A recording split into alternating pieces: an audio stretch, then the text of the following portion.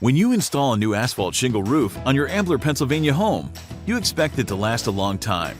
That's why it's crucial to understand the common issues that cause roof failure and bring about its untimely demise. With knowledge, you can protect your investment and have a safe and secure roof for years. Poor installation is a leading cause of roof failure. Many Montgomery County roofers cut corners to save money and increase profits, leading to premature replacements.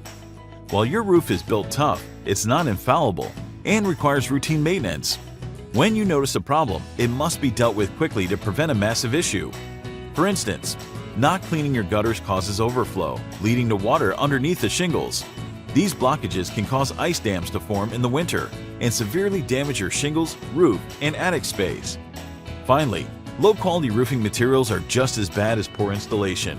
They don't hold up over time and lead to problems.